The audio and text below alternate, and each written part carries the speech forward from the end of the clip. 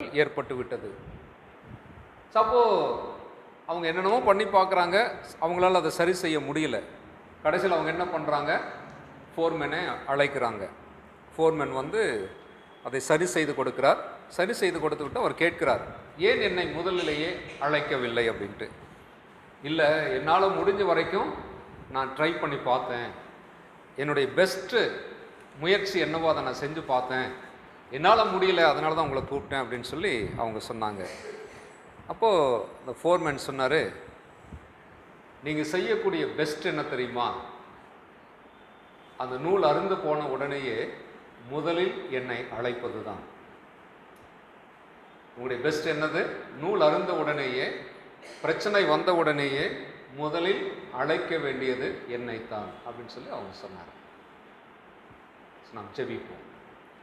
பரிசுத்தமுள்ள எங்கள் நல்ல பிதாவே, ஆசீர்வதிக்கப்பட்ட இந்த மாலை வேளையில் எங்களோடு பேசும்படியாய் நீர் கொண்டு வந்திருக்கிற என் இருதயத்தில் வைத்திருக்கிற உம்முடைய வார்த்தைகளுக்காக ஜெபிக்கிறேன். நாங்கள் இணைந்து உம்முடைய பாதத்தில் அமர்ந்து உம்முடைய சத்தத்தை கேட்க உட்கார்ந்திருக்கிறோம். எங்களோடு பேசுகிறாங்க. இயேசுவின் நாமத்தினால் வேண்டுகிறோம் எங்கள் நல்ல பிதாவே, ஆமென். ஒரு வசனத்தை வாசித்து நம்முடைய செய்தி ஆரம்பிக்கலாம். மத்தேயுவின் சுவிசேஷம் 6ஆம் அதிகாரம் 6வது வசனம் நாம் நன்கு அறிந்த ஒரு வசனம். நீயோ ஜெபம் பண்ணும்போது, அந்த வார்த்தை அப்படி ஆரம்பிக்கிறது. இயேசு கிறிஸ்து சொல்லுகிற வார்த்தை, நீயோ ஜெபம் பண்ணும்போது.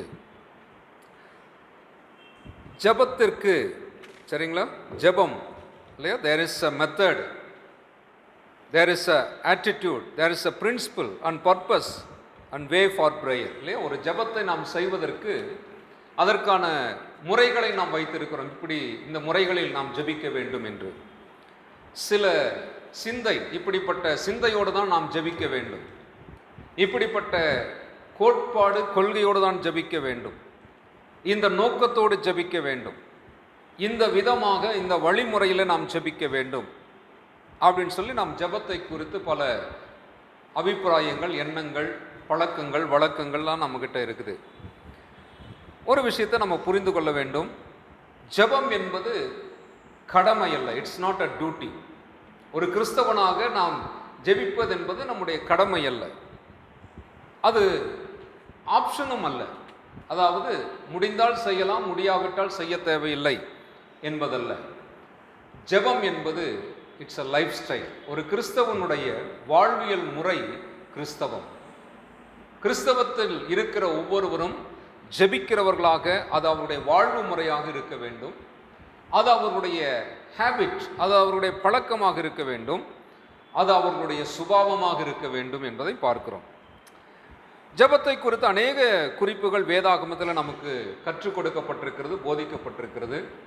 ஆண்டவராக இயேசு கிறிஸ்து ஜெபத்தை குறித்து நிறைய விஷயங்களை சொல்லியிருக்கிறாரு. ஸோ இந்த நாளில் இயேசு கிறிஸ்து கற்றுக் கொடுத்த அல்லது போதித்த ஜெப நிலைகளை குறித்து அதனால உங்களோடு சில குறிப்புகளை சொல்ல நான் விரும்புகிறேன். இயேசு கிறிஸ்து கற்றுக் கொடுத்த ஜெப நிலைகள். ஸோ 4 நிலைகளை நான் சொல்ல விரும்புகிறேன். ஒன்று, ஜெபம் என்பது இட்ஸ் அ உறவு நிலையில் இருக்கிறது. இட் பிகின் வித் உறவு நிலை, it begin with relationship status. தேவனோடு நமக்கு ஏற்படுகிற உறவின் மூலமாக ஜெபம் ஆரம்பமாகிறது. இரண்டாவது, ஜெபம் என்பது விசுவாச நிலையில் இருக்கிறது. இன் த ஃபெய்த் ஸ்டேட், விசுவாச நிலையில் ஜெபம் இருக்கிறது. மூன்றாவது, இயேசு கற்றுக் கொடுக்கிற ஜெபம் அது ஒரு தரிசன நிலையில் இருக்கிறது. It is in vision state.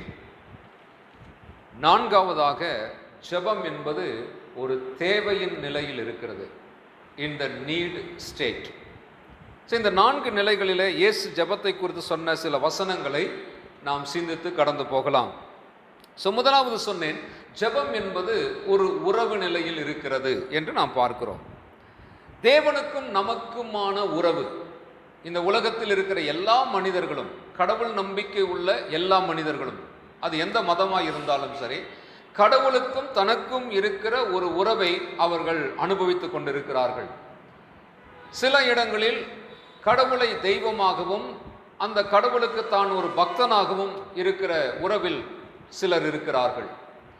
சிலர் எப்படி நினைக்கிறாங்க, இந்த உலகத்தை படைத்த கடவுள் அவர் சிருஷ்டிகராக இருக்கிறார், நாம் அவருடைய படைப்பாக அவருடைய சிருஷ்டியாக நாம் இருக்கிறோம் அப்படிங்கிற அந்த உறவில் சிலர் இருக்கிறார்கள்.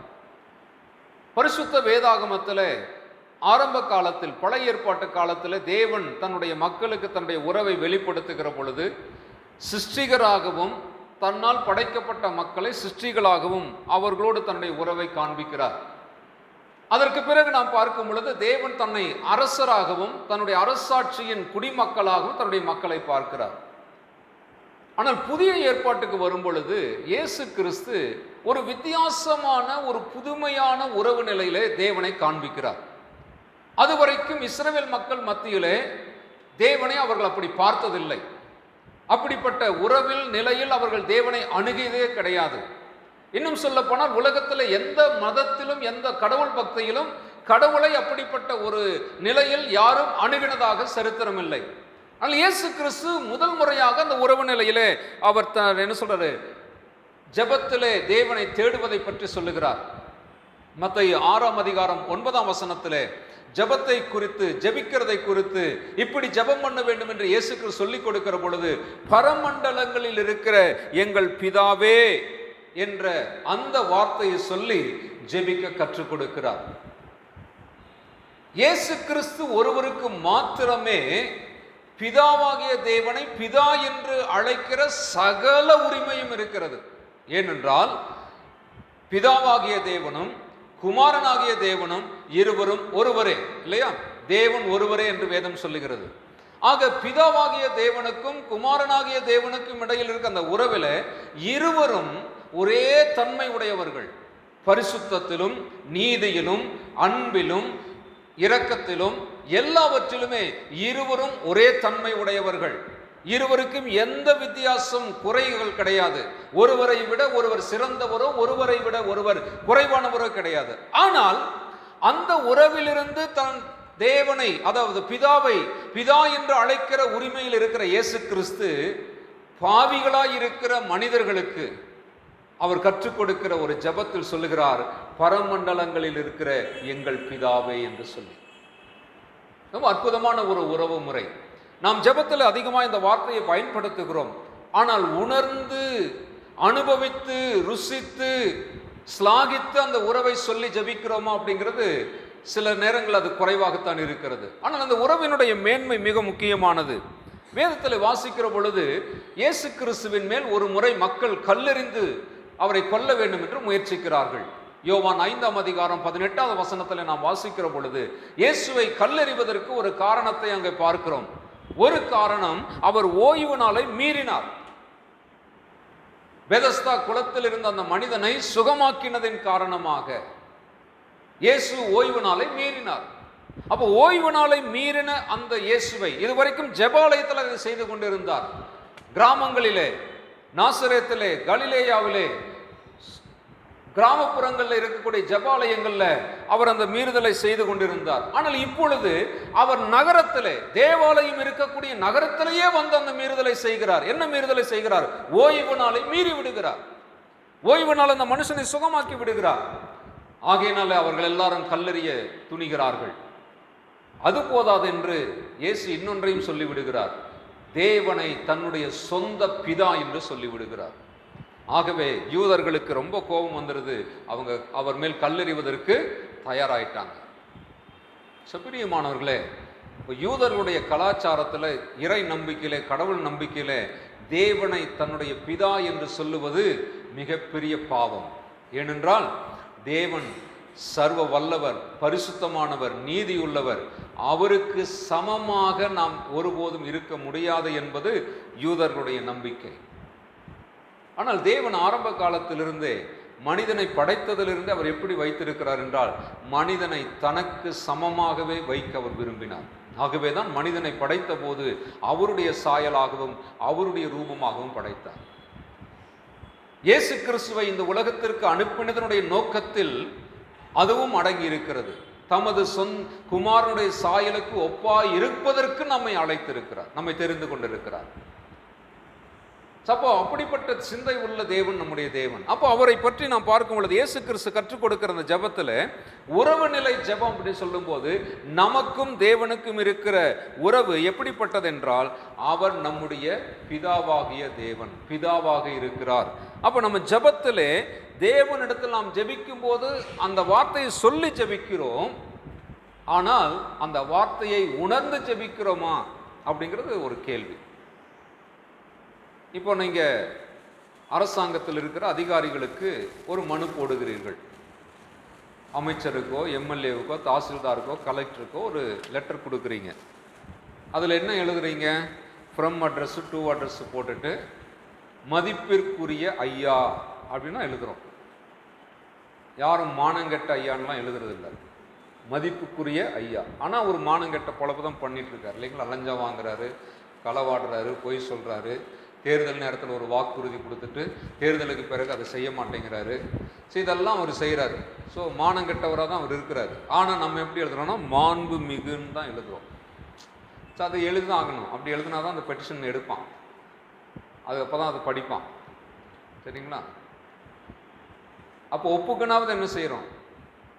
மாண்புமிகு, மரியாதைக்குரிய அப்படின்லாம் சொல்கிறோம். ஆனால் ஜெபத்தில் தேவனை நோக்கி பிதாவை என்று சொல்லும்போது அது ஏதோ கடமைக்காக சொல்கிற வார்த்தை இல்லை இல்லையா? நம்ம ஜெபமெல்லாம் முடிக்கும்போது பார்த்தீங்கன்னா நிறைய இடத்துல நான் அதை கவனிச்சிருக்கிறேன். வேணும்னே நான் என்ன செய்வேன், என் ஆத்துமாவே கர்த்தரை ஸ்தோத்திரி சொல்ல மாட்டேன், வேணும்னு சொல்ல மாட்டேன். அப்போது பக்கத்தில் இருக்கும் சீண்டுவாங்க. என்ன சீண்டுவாங்க? என் ஆத்துமாவே கர்த்தரை ஸ்தோத்திரி சொல்லுங்க அப்படின்ட்டு. என்னன்னா அது நமக்கு ட்ரெடிஷ்னலாகவே பழக்கமாயிடுச்சு. நம்ம அந்த அப்படி சொல்லி அந்த ஜபத்தை முடிக்கலை அப்படின்னு வச்சுங்களேன், என்னமோ ஜபம் பண்ண மாதிரி இருக்காது, ஜப கூட்டம் நடத்தின மாதிரி இருக்காது, ஜப கூட்டமே ஏதோ ஒன்றும் இல்லாமல் போன மாதிரி ஆகிடுது. என்னங்க கடைசியில் என் ஆத்துமாவே கர்த்தரை ஸ்தோத்திரி கூட சொல்லாம விட்டாரு, இவரெல்லாம் என்னங்க பாஸ்ட் அப்படிங்கிறாங்க.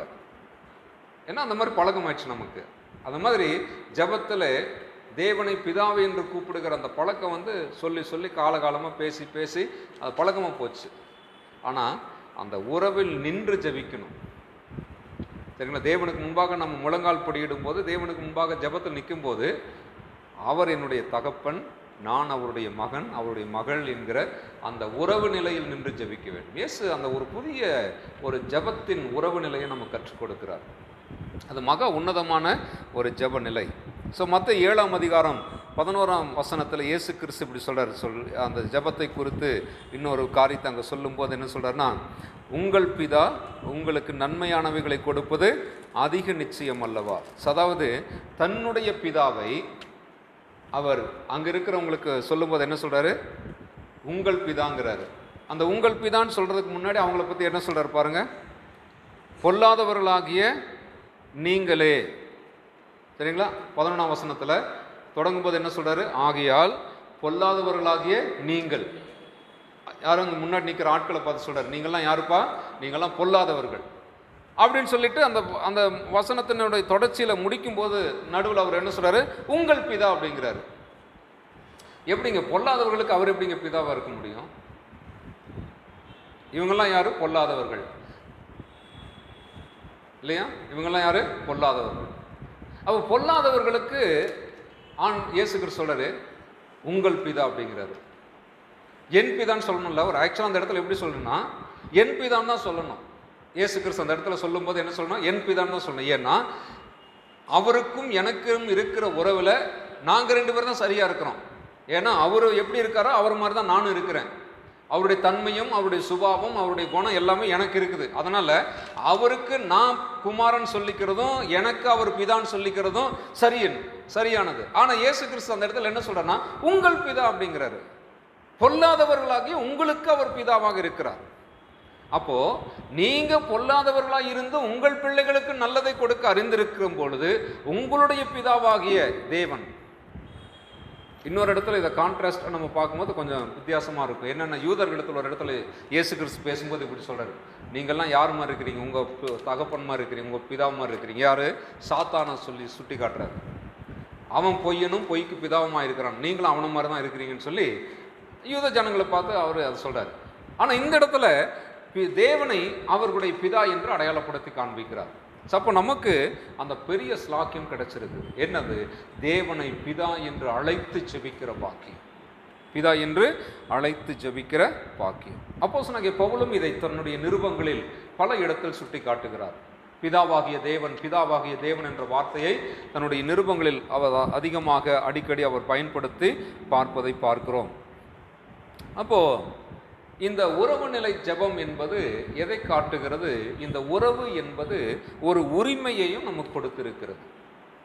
உறவு எப்பொழுதும் உரிமையை உண்டாக்குகிறது. It's a right to ask, right to claim. சரிங்களா? உரிமையோடு கேட்பதற்கு அது வாய்ப்பை நமக்கு உண்டாக்கி இருக்கிறது.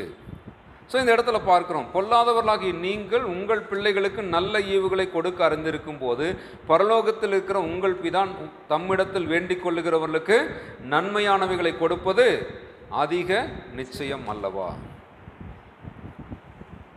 ஒரு முறை ஐசக் நியூட்டன் அவர்கள் இப்படி சொன்னார். என்ன சொல்றாருன்னா,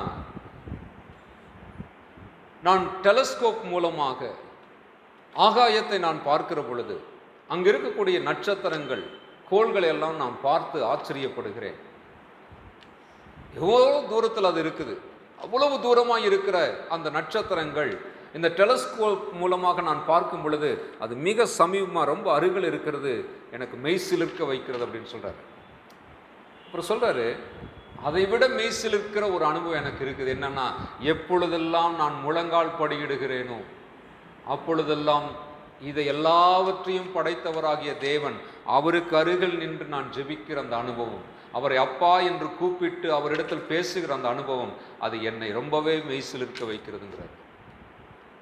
ஸோ அந்த அனுபவம் என்பது மிக ஆச்சரியமானது, அதிசயமானது. அப்போ இந்த உறவு சார்ந்த நிலையில் பார்த்தீங்கன்னா ஆண்டவர் இதை ஒரு விஷயமா அங்கே சொல்லி கொடுக்குறார். என்ன சொல்றாருன்னா, நாம் வேண்டுவதை கொடுக்கிற தேவன். அந்த உறவு என்ன செய்கிறது? அந்த உரிமையை தந்திருக்கிறது. அந்த உரிமையினாலே நாம் கேட்பதை அவர் கொடுப்பதற்கு சித்தமுள்ளவராயிருக்கிறார். சொல்றார் இயேசு கிறிஸ்து, பொல்லாத நீங்கள் உங்கள் பிள்ளைகளுக்கு நல்லதை கொடுக்க அறிந்திருக்கிறீர்கள். அப்படி இருக்கும் பொழுது பிதாவானவர் நீங்க வேண்டிக் கொள்ளும் போது நன்மையானவைகளை கொடுப்பது அதிக நிச்சயம் அல்லவா? அப்படின்னா நீங்க கேட்கிறதை உங்களுக்கு கொடுப்பது நிச்சயம் அல்லவா? ஸோ தகப்பனுடைய இருதயத்தை அங்கே காண்பிக்கிறார், அவர் நல்லதை கொடுக்கிறவர் அப்படின்ட்டு. சாக அந்த உறவு நிலையில் நின்று ஜபிக்கிற அனுபவம் நமக்கு கட்டாயம் தேவைப்படுகிறது. இரண்டாவதாக நாம் பார்க்கிறது என்னன்னா, விசுவாச நிலை ஜபம். ஜபத்திற்கும் விசுவாசத்திற்கும் ரொம்ப தொடர்பு இருக்கு இல்லை? ஜபத்திற்கு விசுவாசம் அவசியமாக இருக்குது. விசுவாசம் இல்லாமல் ஜபம் கிடையாது. விசுவாசம் என்பது என்ன என்பதற்கு பல விளக்கங்களை நம்ம பார்க்கிறோம். நான் இப்படி சொல்கிறேன், யாரிடம் வேண்டுகிறோமோ அவரை பற்றிய நம்பிக்கை, அதுதான் விசுவாசம். ரொம்ப சிம்பிளாக சொல்லணும்னா, யாரிடத்தில் நாம் ஜெபிக்கிறோமோ அவரை பற்றிய நம்முடைய நம்பிக்கை இருக்குது பார்த்தீங்களா? அவர் யாருங்கிறது நமக்கு ஒரு நம்பிக்கை இருக்குது இல்லையா? அந்த நம்பிக்கை தான் விசுவாசம். அப்போ நான் அவர்கிட்ட கேட்கும்போது, ஜெபிக்கும்போது நான் ஒரு நம்பிக்கையோடு வந்து நின்று ஜெபம் பண்ணுறேன், கேட்குறேன் இல்லை? இந்த உலகத்தில் நம்ம பல பேரிடத்தில் உதவிகளை சில நேரத்தில் நாம் கேட்கிறோம். நண்பர்களிடத்தில் கேட்கிறோம், உறவினர்களிடத்தில் கேட்கிறோம், தெரிந்தவர்களிடத்தில் கேட்கிறோம். அவர்களிடத்தில் நாம் உதவி கேட்டு செல்லுகிற பொழுது நாம் என்ன செய்யணும்? ஒரு நம்பிக்கையோடு போகிறோம். அவர்கள் நிச்சயமாக உதவி செய்வார்கள், கொடுப்பார்கள், தருவார்கள், செய்வார்கள் என்ற நம்பிக்கையோடு நாம் போகிறோம்.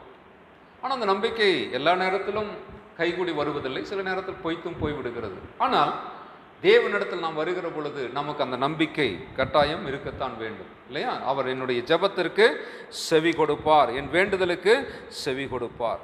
வேதாகமத்தில் வாசிக்கிற பொழுது இயேசுவை தேடி வந்த எத்தனையோ பேரை பார்க்கிறோம். இயேசுவை தேடி வந்த எல்லாருமே எந்த உணர்வில் வந்தான்னா, அவரிடத்தில் நான் போகிறேன், அவர் நிச்சயமாக எனக்கு தேவையானதை தருவார். குறிப்பாக சுகவீனத்தில் இருந்தவர்கள், பலவீனத்தில் இருந்தவர்கள், குருடராக இருந்தவர்கள், சப்பானியாக இருந்தவர்கள், குஷ்டரோகியாக இருந்தவங்க எல்லாருமே எப்படி வர்றாங்க? அந்த விசுவாசத்தோடு வருகிறார்கள். பெரும்பாடு உள்ள பெண்ணை குறித்து வாசிக்கிற பொழுது அவங்க இயேசுவை குறித்து கேள்விப்பட்ட போது, இயேசு யார் என்பதையும் அவர் என்ன செய்து கொண்டிருக்கிறார் என்பதையும் கேள்விப்பட்ட போது அவர்களால் வீட்டில் சும்மா அடுத்து உட்கார்ந்து இருக்க முடியல. கேள்விப்பட்ட உடனேயே அவர்கள் இயேசுவை தேடி வருகிறார்கள். இயேசுவை தேடி வந்து இயேசுடைய வஸ்திரத்தை ஓரத்தை தொட்டு சுகமாகி விடுகிறார்கள். இயேசு அந்த அம்மாவை பார்த்து சொல்லுகிற வார்த்தை இதுதான், உன் விசுவாசம் உன்னை ரட்சித்தது. ஒருவேளை இங்கே அந்த அம்மா வாய் திறந்து ஜெபமா சொல்லி கேட்கல, ஆனால் அவங்களுடைய ஜெபம் ஒரு செயலாக அங்கே இருக்கிறது.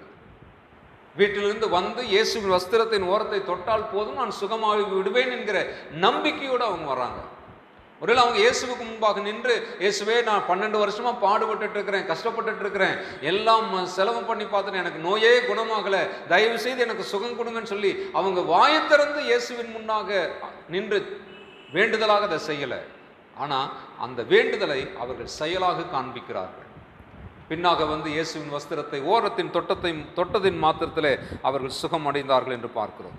இயேசு கிறிஸ்துவும் ஜெபத்திற்கும் விசுவாசத்திற்கும் உள்ள தொடர்பை குறித்து பேசுகிற பொழுது மார்க்கு 11ஆம் அதிகாரம் 24ஆம் வசனத்திலே அவர் இப்படி சொல்லுகிறார். மார்க்கு 11ஆம் அதிகாரம் 21ஆம் வசனத்தில் சொல்லும்போது 24ஆம் வசனம், நீங்கள் ஜெபம் பண்ணும் போது பெற்றுக்கொள்வோம் என்று விசுவாசியுங்கள் அப்படிங்கிறாரு. நீங்கள் ஜெபிக்கிற பொழுது நீங்கள் எதற்காக ஜெபிக்கிறீர்களோ, ஆதலால் நீங்கள் ஜெபம் பண்ணும் போது எவைகளை கேட்டுக்கொள்வீர்களோ அவைகளை பெற்றுக்கொள்வோம் என்று விசுவாசியுங்கள்.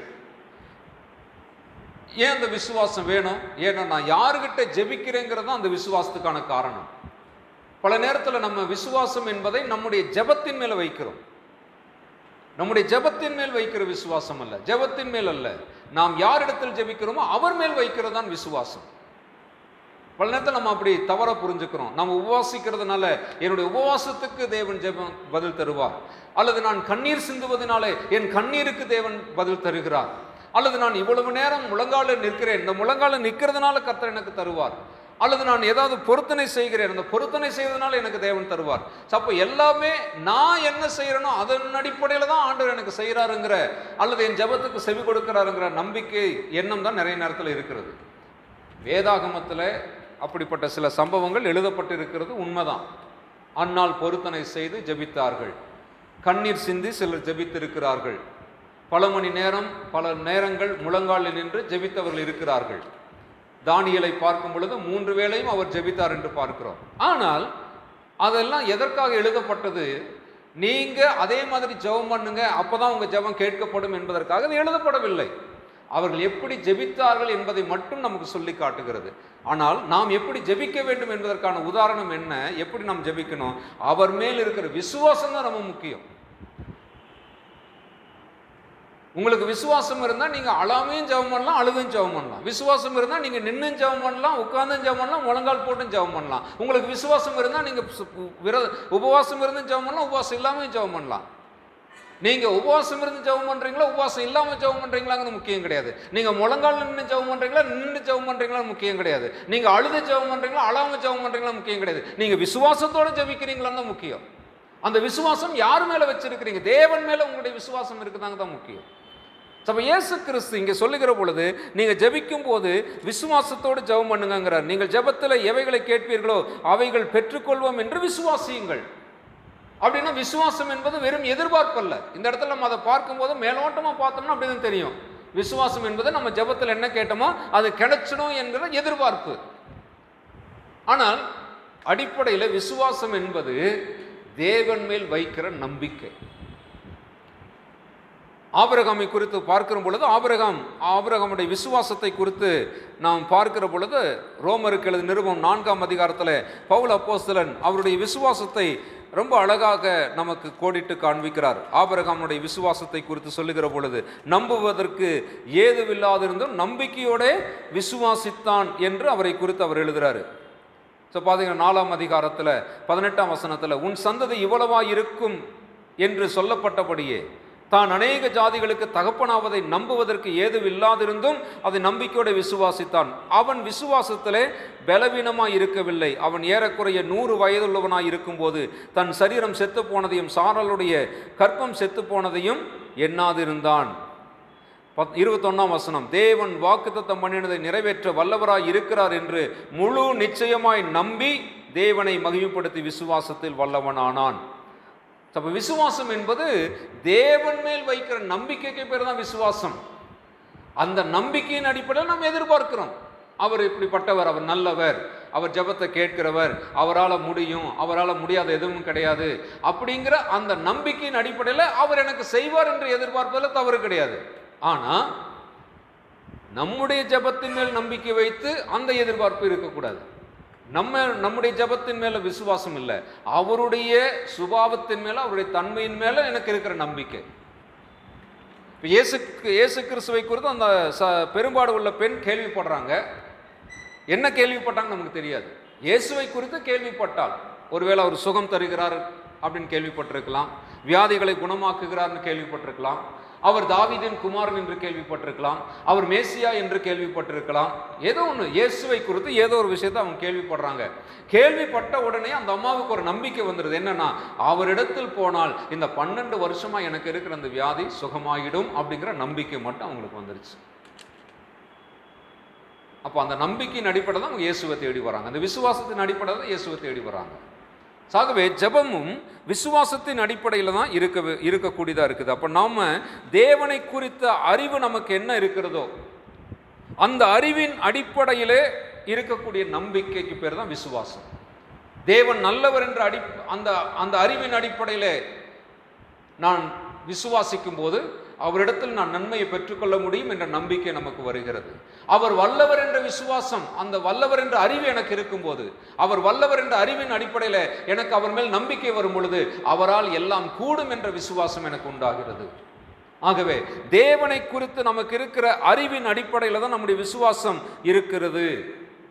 அப்போ விசுவாசம் என்பது நம்முடைய செயல்கள், நாம் என்ன செய்கிறோங்கிறத அந்த அடிப்படையில் இல்லை. விசுவாசம் என்பது அவர் யார் என்ற அந்த அடிப்படையில் தான் இருக்க வேண்டும். இயேசு கிறிஸ்து சொல்லுகிற பொழுது அந்த விசுவாசத்தை தான் நமக்கு கற்றுக் கொடுக்கிறார். விசுவாசத்தினுடைய இன்னொரு பகுதி என்ன அப்படின்னு கேட்டீங்கன்னா, விசுவாசம் எல்லாவற்றுக்கும் அப்பாற்பட்டது.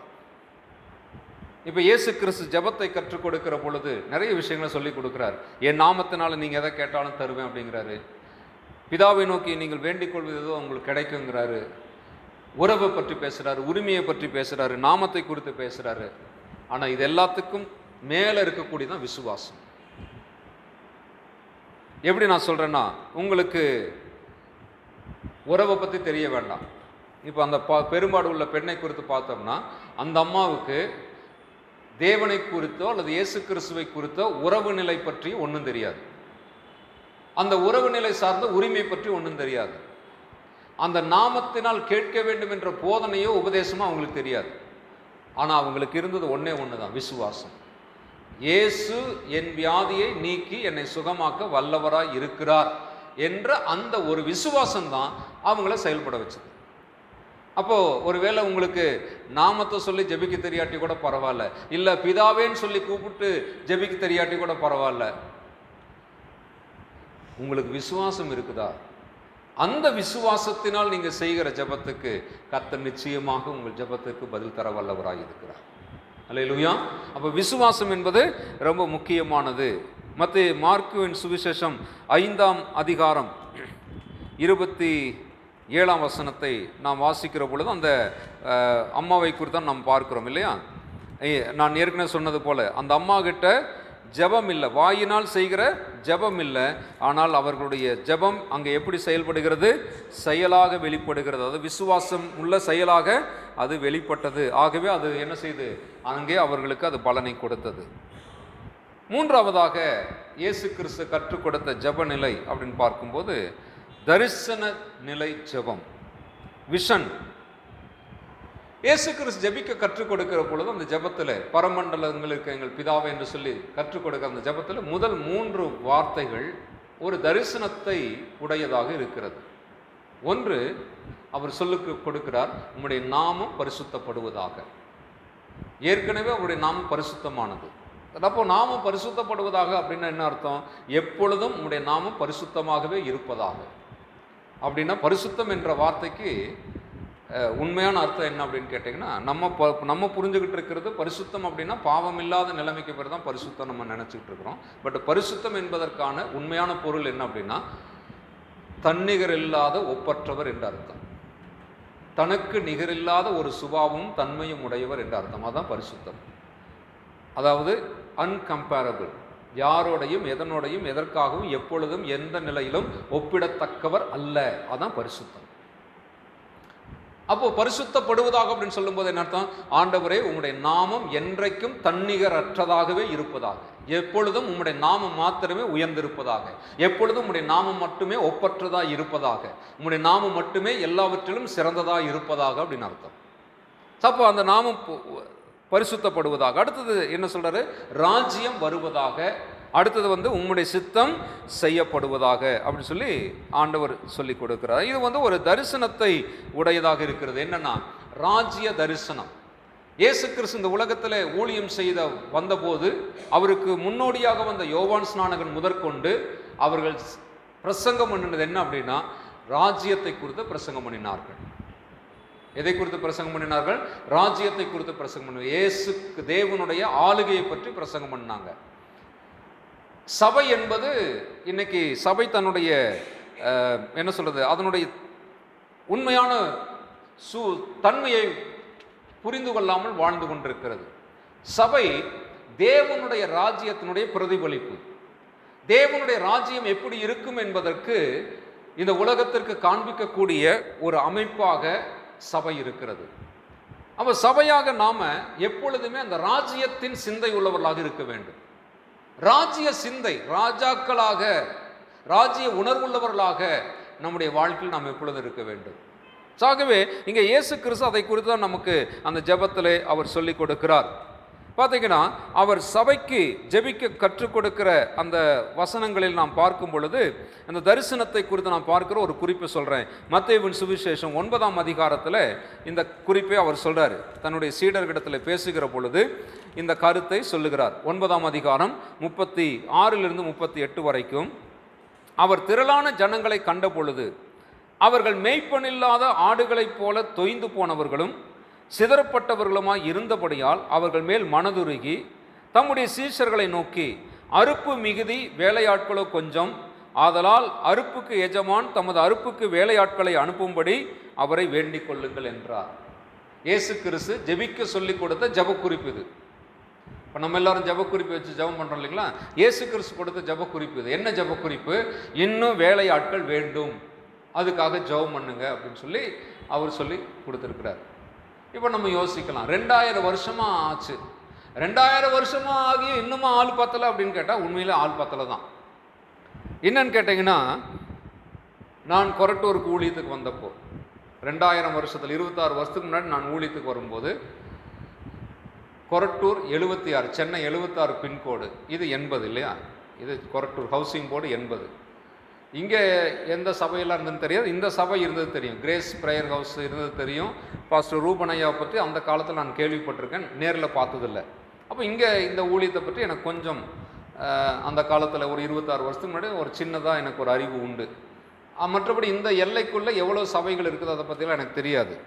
ஆனால் அந்த பகுதியில் சென்னை 76 அந்த பின்கோடு பகுதியில் பார்த்தீங்கன்னா, நான் அந்த பகுதிக்கு நான் ஊழியத்துக்கு வரும்போது ஏற்கனவே பாஸ்டர் ஜான்மதி அழகன் ஊழியம் பண்ணிகிட்ருக்கார். 2ஆவதாக நான் வரேன். ஸோ ஒட்டு மொத்தத்துக்கு அந்த பகுதியில் 2 திருச்சபைகள், 2 ஊழியக்காரங்க தான் அந்த இடத்துல நாங்கள் ஊழியம் செய்கிறோம். மேரி சிஸ்டர் வீட்டில் சிஎஸ்ஐ சபை சார்ந்தால் இங்கே இருந்தான்னு தெரியல, எனக்கு தெரியல. அங்கேயும் சில ப்ரேயர் மீட்டிங்லாம் நடக்கும்னு சொல்லி கேள்விப்பட்டிருக்கேன். மற்றபடி ஒரு சபை சார்ந்த ஊழியன்னு சொல்லும்போது அவரும் நானும் தான் ஊழியம் செஞ்சுட்ருக்கோம். இப்போ 26 வருஷம் ஆயிடுச்சு. இந்த 26 வருஷத்தில் அந்த பகுதியில் கிட்டத்தட்ட இப்போ 10 சபைகள் இருக்குது. 10 சபைகள் வந்துருச்சு. ஆனால் அந்த 10 சபைகள் வந்ததற்கு மேலே மக்கள் தொகை பெருக்கம் அதிகமாகிடுச்சு. 20 வருஷத்துக்கு முன்னாடி, 10 வருஷத்துக்கு முன்னாடி, 15 வருஷத்துக்கு முன்னாடி ரயில்வே கேட்டை தாண்டி அக்ரஹாரத்துக்குள்ளே வந்து போனவங்களுக்கு தெரியும் அங்கே எப்படி இருந்தது அப்படின்ட்டு. இப்போ அதே அக்ரஹாரம் கொரட்டூர் அப்படிங்கிறது இப்போ எப்படி இருக்குதுன்னு பார்க்கும்போது ரொம்ப வளர்ந்து போச்சு, மக்கள் தொகை அதிகமாகிடுச்சு. அப்போது ஆள் பத்தலையா அப்படின்னா கட்டாயம் பத்தலை தான். இன்னும் 10 சர்ச்சு வந்தால் கூட நல்லா தான் இருக்கும். ஆனால் என்ன நடக்குதுன்னா, 10 சர்ச்சு வரும்போது என்ன பண்ணுறாங்க, ஏற்கனவே இருக்கிற சர்ச்சில் தான் கூட்டிகிட்டு போகிறாங்க. அந்த வேலை தான் செய்கிறாங்களே தவிர ஏற்கனவே வெளியில் இருக்கிற ஆளை என்ன செய்ய மாட்டேங்கிறாங்க, அவங்களுக்கு சுவிசேஷம் சொல்லி அவங்கள கொண்டு வர மாட்டேங்கிறாங்க. ஸோ அதனால் நான் எதுக்கு இதை சொல்கிறேன் அப்படின்னா, இன்னும் ரட்சிக்கப்படாதவர்கள் இருக்கிறாங்க. அப்போ ராஜ்ய தரிசனத்தை உடையதாக நம்முடைய ஜெபம் இருக்க வேண்டும். ஐயா சொன்னாங்க, நீங்கள் வந்து உங்களுக்காக ஜெபிக்காமல் தேசத்துக்காக ஜெபிக்கிறீங்க அப்படின்னு சொல்லிட்டு ரொம்ப சந்தோஷமான விஷயம். ஏன்னா அப்படி ஒரு ஜெப கூட்டத்தை பார்க்குறது அரிதிலும் அரிதாக இருக்குது. அதாவது அப்படி தேசத்துக்காக ஜெபிக்கணும், வியாதியஸ்தர்களுக்காக ஜெபிக்கணும், இல்லாதவங்களுக்காக ஜெபிக்கணும், கஷ்டப்படுறவங்களுக்காக ஜெபிக்கணும்னு சொன்னால், அப்படி ஜெபிக்க வைக்கிறதுக்கு நாங்கள் ஒரு தூண்டுதல் உங்களுக்கு தருவோம் எப்போவுமே. யோபு தன் சிநேகிதருக்காக ஜெபம் பண்ணார், அதனால் நீங்கள் ஜெபம் பண்ணிங்கன்னா உங்கள் சிறையிருப்பு மாறும். அப்போ நமக்கு ஆசை வந்துடுது. என்ன ஆசை வந்துடுது? அப்பா, நம்ம சிறையிருப்பு போகணுன்னா நம்ம ஜெபிக்காட்டி கூட பரவாயில்ல, அடுத்தவங்களுக்காவது நம்ம என்ன செய்யலாம், அழுதோ ஒப்பாரி வச்சாவது ஜெபம் பண்ணலாம். அப்போ கூட பாருங்க, நம்ம கஷ்டம் போகிறதுக்கு தான் அடுத்தவனுக்காக ஜெபிக்கணுங்கிற எண்ணம் தான் இருக்கே தவிர, என் கஷ்டத்தை விட அடுத்தவன் கஷ்டம் தான் பெருசாக இருக்குது, அதனால் அவனுக்கு தான் ஜெபம் பண்ணுன்னு சொல்லி அந்த எண்ணத்தோடு நம்ம, நீங்கள் அப்படி இல்லைன்னு நான் நினைக்கிறேன். சரியா? அப்படி ஏதாவது அப்படி தப்பி தவிர அப்படி ஏதாவது கொஞ்சம் ஓரத்தில் அந்த எண்ணம் இருந்ததுன்னா போகும்போது தூக்கி போட்டு போயிடுங்க. சரியா? ஆமாம், வழியில் டஸ்ட்பின் ஏதாவது இருக்கும், அந்த டஸ்ட்பினில் என்ன பண்ணுங்க, அப்படிப்பட்ட சிந்தையை தூக்கி போட்டுருங்க. சரியா? யோபு தன் சிநேகிதருக்காக ஜெபம் பண்ணார், அதனால் தேவன் அவர் சிறையிருப்பு திருப்பினார், அதனால் நீங்களும் உங்கள் சிநேகிதருக்காக ஜெபம் பண்ணினா உங்கள் கஷ்டத்தெல்லாம் மாற்றுவாருன்னு சொல்லி ஐயா அப்படியெல்லாம் சொல்லி கொடுத்துருக்க மாட்டான்னு நான் நம்புகிறேன். சரிங்களா? அப்படி சொல்லி கொடுத்தா இன்றைக்கி எல்லாரையும் ஜெபிக்க வைக்க வேண்டியதாக இருக்குது. சரிங்களா? அதை சொல்கிறதுக்காக அந்த குறிப்பு எழுதப்படலை. சரிங்களா? அதை சொல்கிறதுக்காக வேதாகமத்தில் அந்த குறிப்பு எழுதப்படலை. அந்த குறிப்பு எதற்காக எழுதப்பட்டிருக்குன்னா, யோபுவினுடைய சிறையிருப்பு எப்படி மாறுச்சுன்னு சொல்கிறதுக்கு மட்டும்தான் எழுதப்பட்டிருக்கே தவிர உங்கள் சிறையிருப்பும் அப்படி தான் மாறுங்கிறதுக்காக சொல்லப்படலை. ஸோ உங்கள் ஜெபம் எப்படி இருக்குன்னா, இயேசு கிறிஸ்து சொல்கிற மாதிரி இருக்குது. இயேசு கிறிஸ்து என்ன சொல்கிறாரு? அறுப்பு நிறைய இருக்குது, அறுப்புக்கு வேலையாட்கள் குறைவாக இருக்கிறாங்க, அதனால் அறுப்புக்கு எஜமான் வேலையாட்கள் அனுப்பும்படி நீங்கள் என்ன செய்யுங்க, அவர்கிட்ட வேண்டிக்கங்க. ஸோ உங்களுடைய பாரம் எப்படி ஜெபிக்கணும், என்ன தரிசனத்தோட ஜெபிக்கணும், இன்னும் நிறைய ஆள் வேணும்னு சொல்லி ஜெபம் பண்ணுங்க. குறிப்பாக நம்ம சர்ச்சுக்காக ஜெபம் பண்ணுங்க. நம்ம சர்ச்சில் இருக்கிற ஒவ்வொருத்தருமே ஊழியம் செய்கிறவங்களாம் மாறணும். ஊழியம் செய்யணும்னா சபையை விட்டு வெளியே போய் ஊழியம் செய்யணும், முதல்ல சபைக்குள்ளே ஊழியம் செய்கிறவங்களா இருக்கணும், சபைக்காக ஊழியம் செய்கிறவங்களாம் மாறணும். அப்படி ஜெபிக்கிற ஒரு தரிசனத்தோடு என்ன செய்யுங்க, ஜெபம் பண்ணுங்க. அப்போஸ்தலர் 4ஆம் அதிகாரம் 24 - 31 வரைக்கும் நான் பார்க்கும்பொழுது அங்கேயும் அவங்க எப்படி ஜெபம் பண்ணுறாங்க பாருங்கள். அங்கேயும் அவங்க அந்த ஜெபம் தான் செய்கிறாங்க. ஆண்டவரே, இன்னும் நிறைய பேர் ரட்சிக்கப்படணும், அதனால் என்ன செய்யுங்க, அற்புத அடையாளங்கள் செஞ்சு வசனத்தை உறுதிப்படுத்துங்க ஆண்டவரே அப்படின்னு சொல்லி அவங்க ஜெபம் பண்ணுறாங்க இல்லைங்களா? இப்பொழுதும் கர்த்தாவே, 29ஆம் வசனத்திலிருந்து, இப்பொழுதும் கர்த்தாவே, அவர்கள் பயமுறுத்தல்களை தேவரீர் கவனித்து உம்முடைய பரிசுத்த பிள்ளையாகிய இயேசுவின் நாமத்தினாலே அடையாளங்களும் அற்புதங்களும் நடக்கும்படி செய்து பிணியாளிகளை குணமாக்கும்படி உம்முடைய கரத்தை நீட்டி உம்முடைய ஊழியக்காரர் உம்முடைய வசனத்தை முழு தைரியத்தோடும் சொல்லும்படி அவர்களுக்கு அனுக்கிரகம் செய்தருளும் என்றார்கள். அவர்கள் ஜெபம் பண்ணின போது அவர்கள் கூடியிருந்த இடம் அசைந்தது. அவர்கள் எல்லாரும் பரிசுத்தாவினால் நிரப்பப்பட்டு தேவ வசனத்தை தைரியமாக சொன்னார்கள். சப்போ எதற்காக ஜெபிக்கணுங்கிறத ஒரு விஷயத்தையும் இங்கே பார்க்க, அவங்க எப்படி ஜெபம் பண்ணாங்க. அப்போ தேவன் அந்த ஜெபத்தை கேட்டு அவங்களுடைய காரியத்தில் ஆண்டவர் அங்கே பெரிய காரியங்களை செஞ்சார்னு பார்க்குறோம். அப்போ நம்முடைய ஜெபத்தில் அந்த தரிசனம் இருக்க வேண்டும். இந்த தேசத்தில் 148 கோடிக்கு மேலே மக்கள் இப்போ இருக்கிறாங்க, இன்னும் ரட்சிக்கப்படாதவங்க நிறைய பேர் இருக்கிறாங்க. நேற்றைக்கெல்லாம் ஒரு செய்தி படிச்சிருப்பீங்களே, திருநெல்வேலி பகுதியில் ஒரு போதகரை குறித்து செய்தி வெளியிட்டிருக்கிறாங்க. ரொம்ப கஷ்டமாக இருக்குது, அதை படிக்கும்போது கேட்கும்போது ரொம்ப வேதனையாக இருக்குது. அதே போல் ஒரு செய்தி கனடா தேசத்தில் நடந்தது என்று நேற்றைய தினத்தில் முந்தின நாளில் ஒரு தம்பி அங்கிருந்த ஒரு செய்தி அனுப்புனார். இப்படி ஒரு பாஸ்டரை அரெஸ்ட் பண்ணியிருக்கிறாங்க, அவருடைய மனைவி அரெஸ்ட் பண்ணியிருக்கிறாங்க அப்படின்ட்டு. ஸோ இன்னைக்கு சபைகளும் தேசமும் பொல்லாத ஒரு நிலைமைக்குள்ளே போயிட்டுருக்குது. ஸோ இப்படிப்பட்ட நேரத்தில் நம்ம ஜெபிக்கிறது ரொம்ப அவசியம். நீங்கள் இப்படி அடிக்கடி நாட்களையும் நேரங்களையும் விசேஷப்படுத்தி நீங்கள் வந்து நீங்கள் ஜெபிக்கிறீங்க அப்படிங்கிறது மிகப்பெரிய ஒரு மகிமையான ஒரு காரியம். ஸோ அதை ஒருபோதும் நீங்கள் என்ன செய்ய விட்டுடக்கூடாது. இது ஒரு தரிசனம், இது தேவனுடைய தரிசனம், தேவனுடைய இருதயம். இந்த தேசம் ரட்சிக்கப்பட வேண்டும். இப்போ தீமோத்தேயுல வாசிக்கிறோம் இல்லையா, 1 தீமோத்தேயு 2:4 வாசிக்கும் போது எல்லா மனுஷரும் ரட்சிக்கப்படவும் சத்தியத்தை அறிகிற அறிவை அடையவும் தேவன் சித்தமுள்ளவராக இருக்கிறார். ஸோ தேவனுடைய இருதயத்தினுடைய ஒட்டுமொத்த விருப்பம் என்னது? எல்லா மனுஷரும் ரட்சிக்கப்பட வேண்டும், எல்லா மனுஷரும் ரட்சிக்கப்பட வேண்டும். ஸோ கடந்த தமிழ் மாதத்தில் நீங்கள் கவனிச்சிருப்பீங்க, நம்முடைய பகுதியில் எவ்வளவு தூரம் மக்கள் பக்தி வைராக்கியம் பாராட்டி தங்கள் தெய்வத்தை வழிபட்டு இருக்கிறார்கள் என்பதை பார்த்துருப்பீங்க. அதை பார்க்கும் பொழுது நம்முடைய இருதயம் உடைய வேண்டும், நம்முடைய கண்கள் கண்ணீர்கள் நிறைய வேண்டும். அவங்களுக்காக நம்ம பாரத்தோடு ஜெபிக்க வேண்டும். 2002 நினைக்கிறேன், அப்போ நாங்கள் கொரட்டூரில் எந்த இடத்துல அது ஒத்தவாட தெருன்னு சொல்லுவாங்க, அந்த தெருவில் நாங்கள் சபை வச்சுருக்கிறோம். இதே போல் ஒரு குறிப்பிட்ட மாதத்தில் அந்த கடைசி வாரம் அந்த ஊர்வலம் போகுது. நாங்கள் சபை ஆராதனை முடிச்சுட்டு ரோட்டுக்கு வந்து நிற்கிறோம். எங்கள் தெரு வழியாக தான் அது போகிறது, அந்த ஊர்வலமே போகிறது. சாயந்தரம் காலையில் இது நடக்குது, நாங்கள் அதை வேடிக்கை பார்த்துட்டு இருக்கிறோம். வேடிக்கை பார்த்து நான் மனசுக்குள்ளே ஜெபம் பண்ணுறேன், ஆண்டவரே இந்த ஜனங்கள் உண்மை அறிந்து கொள்ளக்கூடிய நாட்கள் சீக்கிரமாக வரணுமே அப்படின்னு சொல்லி ஜெபம் பண்ணிகிட்ருக்கிறேன். சாயந்தரம் எங்கள் வீட்டில் ப்ரேயர் வச்சுருக்கிறேன். அந்த ப்ரேயருக்கு ஒரு அம்மா வந்தாங்க, எப்பவும் அதிகமாக வரமாட்டாங்க, அன்னைக்குன்னு பார்த்து வந்தாங்க. வந்துட்டு பாஸ்டர் எனக்காக ஜெபம் பண்ணுங்க அப்படின்னு சொன்னாங்க. உடம்பு ஒரு மாதிரி, எனக்கு உடல்நிலை சரியில்லை, ஜெபம் பண்ணுங்கன்னாங்க. நான் கையில் எண்ணெயை ஊற்றி ஜெபம் பண்ணி அவங்க தலை மேலே கை வச்சேன். உடனே அவங்களுக்குள்ளே இருக்கிற அந்த அசுத்தாவி பேச ஆரம்பிக்குது. அவங்களுக்குள்ள ஒரு அசுத்தாவி இருந்திருக்கு. அந்த அசுத்தாவி பேசுது. என்ன பேசுதுன்னா, காலையில் நீ பார்த்தல்ல என் பின்னாடி எத்தனை பேர் இருக்கிறாங்க, நீ என்ன துரத்துறதுக்கு இந்த ஊருக்கு வந்திருக்கிற, நான் உன்னை துரத்துறேன் பாரு அப்படின்னு சொல்லி அன்னைக்கு என்கிட்ட சவால் விட்டது. அதுக்கு பிறகு நிறைய பிரச்சனைகள் நாங்கள் சந்தித்தோம். அந்த அசுத்தாவி சவால் விட்டுட்ட பிறகு நிறைய பிரச்சனைகளை நாங்கள் சந்திக்க வேண்டியதாக இருந்தது. பல அவமானமான நிலைமைகளுக்கெல்லாம் போனோம். அதனால கர்த்தருடைய கிருபையினால் இன்னைக்கு வரைக்கும் அந்த இடத்துல ஊழியத்தை செய்கிறதுக்கு தேவன் கிருபை பாராட்டி இருக்கிறார். ஸோ எதுக்கு சொல்கிறேன்னா, நமக்கு எதிராக இருக்கிற அந்த போர், சத்துருவினுடைய கிரியைகள் சாதாரணமானதில்லை. ஏதோ வேடிக்கை பார்த்துட்டு ஐயோ இப்படி இருக்கிறாங்களே அச்சோன்னு சொல்லிட்டு போகிறதில்லை. மாறாக அந்த இருளின் அதிகாரத்தின் மேலே ஒரு யுத்தத்தை செய்து அந்த ஜனங்களை மீட்க வேண்டிய பொறுப்பு நம்மகிட்ட இருக்குது. ஆகவே என்ன செய்யுங்க, உங்களுடைய ஜெபம் தரிசனம் உள்ள ஜெபமாக இருக்க வேண்டும். சரிங்களா? 4வதான ஜெப நிலை என்ன அப்படின்னா, தேவை நிலை சார்ந்து, நீட் ஓரியன்ட் ப்ரேயர் அல்லது நீட் ஓரியன்ட் ப்ரேயர். ஸோ நம்ம எல்லாருக்குமே தேவைகள் இருக்கிறது இல்லையா?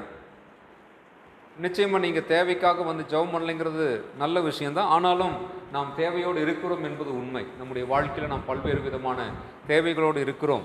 ஸோ அந்த தேவை சார்ந்த நிலையில் நம்முடைய ஜெபத்தை குறித்து பார்க்கிற பொழுது வேதம் நமக்கு ஒரு குறிப்பிட்ட விஷயத்தை தெளிவாக ஆண்டவர் இயேசுக்கு சொல்லிட்டார். என்ன சொல்கிறாருன்னா, என்ன உங்களுக்கு வேணுமோ அது உங்களுக்கு வேண்டும் என்பதை பிதா முன்னமே அறிந்திருக்கிறார்.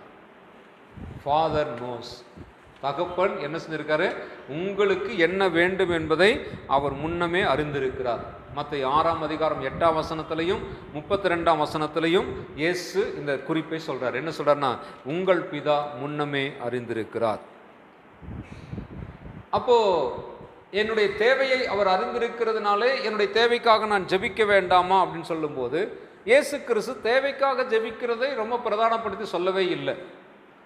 அந்த பரமண்டல ஜெபத்தில் கூட சொல்லும்போது எப்படி சொல்லி கொடுத்துட்டாருன்னா, அன்றன்றுள்ள ஆகாரத்தை எங்களுக்கு இன்று தாரும் அப்படின்னு சொல்லி ஜெபி கொடுத்துட்டாரு. அவ்வளோதானே தவிர மற்றபடி நம்முடைய தேவைக்காக ஜெபிக்க வேண்டும் அப்படின்னு சொல்லி அவர் அதை பிரதானப்படுத்தி சொல்லவே இல்லை. ஏன்னா அவர் சொல்லிட்டாரு, இதெல்லாம் உங்களுக்கு வேண்டும் என்பதை பிதா ஏற்கனவே அறிந்திருக்கிறார். ஆகவே நீங்கள் என்ன செய்ய வேண்டாம், ரொம்ப அதை சொல்லியெல்லாம் அலப்பிட்டு இருக்க வேண்டாம் அப்படின்னு சொல்லிட்டாரு.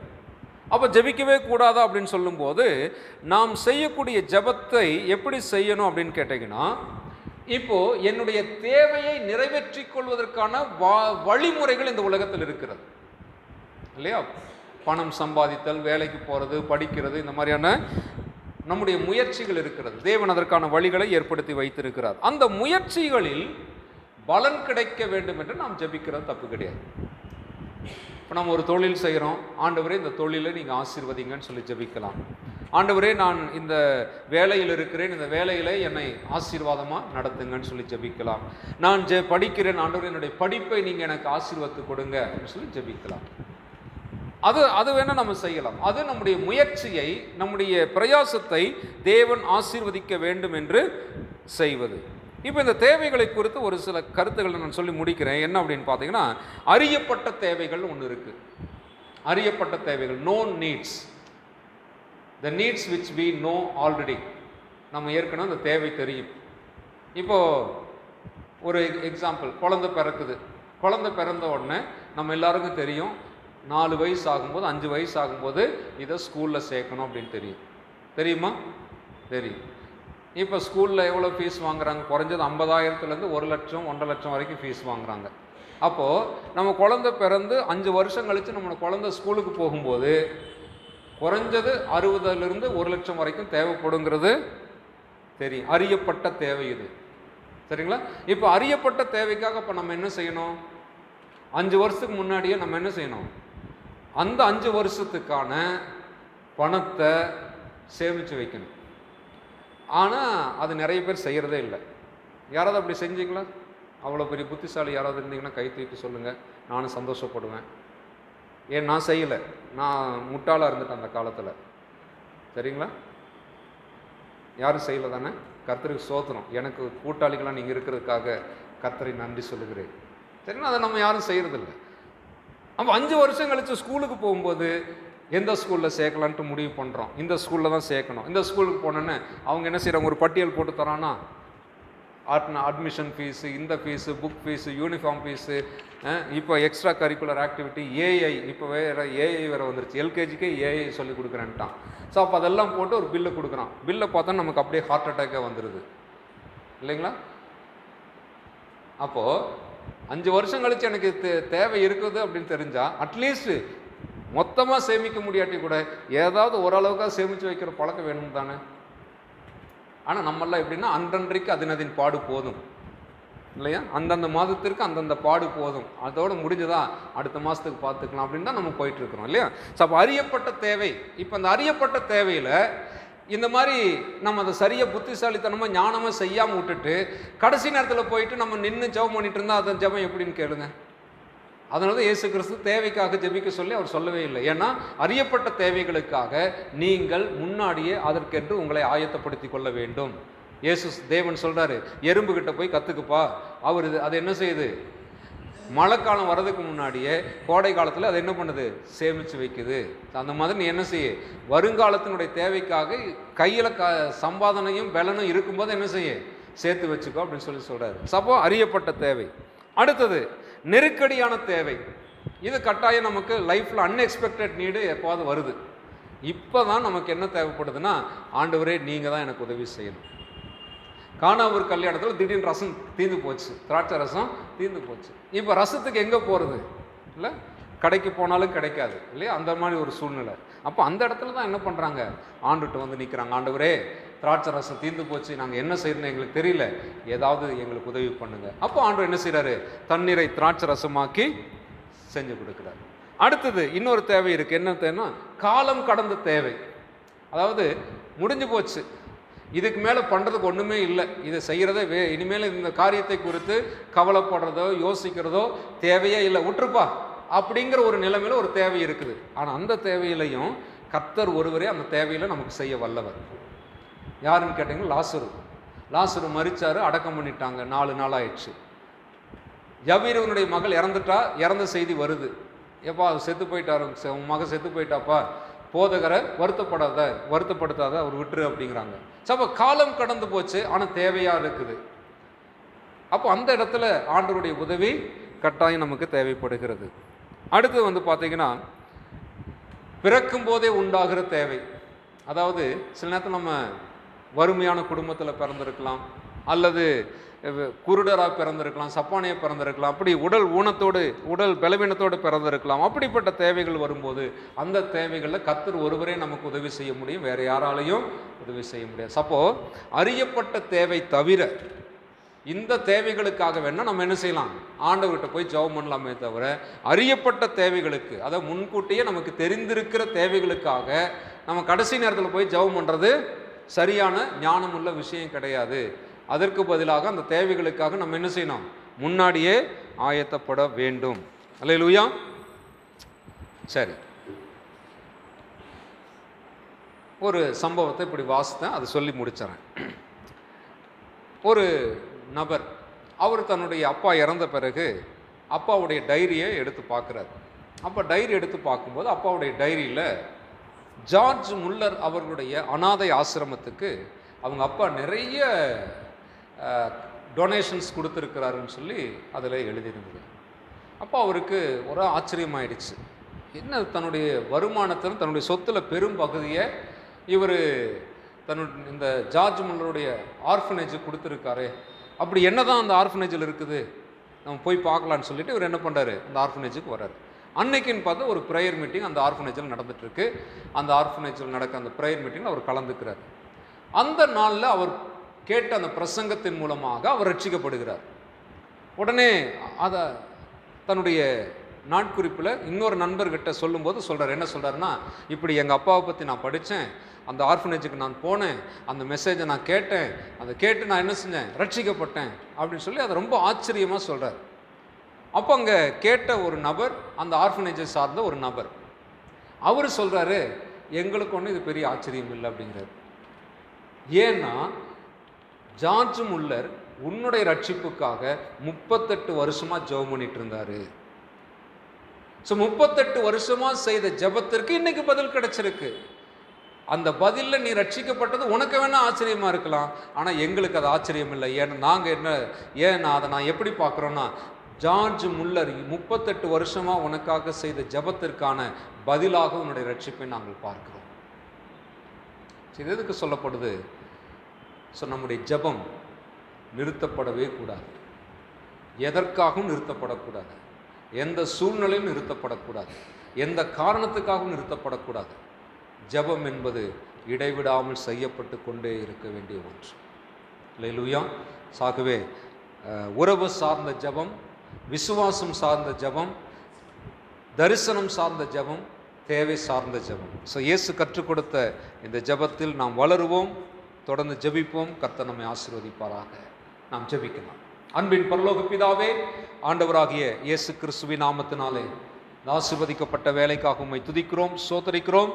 தேவனை, இந்த திருச்சபையில் உம்முடைய வார்த்தையை பகிர்ந்து கொள்ள அடியேனுக்கு தந்த வாய்ப்புக்காக ஸ்தோத்திரம். கர்த்தாவே, நாங்கள் எப்படி ஜெபிக்க வேண்டும், எங்கள் ஜெப வாழ்க்கை எப்படி இருக்க வேண்டும் என்பதை குறித்து உம்முடைய வசனத்திலிருந்து உம்முடைய போதனையிலிருந்து நாங்கள் கற்றுக்கொள்ள இந்த வாய்ப்பை தந்தீர். ஸ்தோத்திரம். 5 நாட்களாக ஜெபித்திருக்கிறோம், நாளைக்கு 6வது நாள் ஜெபிக்க போகிறோம். ஆண்டு இந்த 6 நாட்களும் நாங்கள் வைக்கிற எல்லா விண்ணப்பங்களும், நாங்கள் என்ன எழுதி ஜெபிக்கிறோமோ, என்ன சொல்லி ஜெபிக்கிறோமோ, எல்லாவற்றையும் நீர் முன்கூட்டி அறிந்திருக்கிறீர். எங்கள் வாயிலே வார்த்தைகள் வரதுக்கு முன்னாடி, எங்கள் இருதயத்தில் அது தோன்றுவதற்கு முன்பாகவே அது இன்னதென்று நீர் அறிந்திருக்கிறீர்.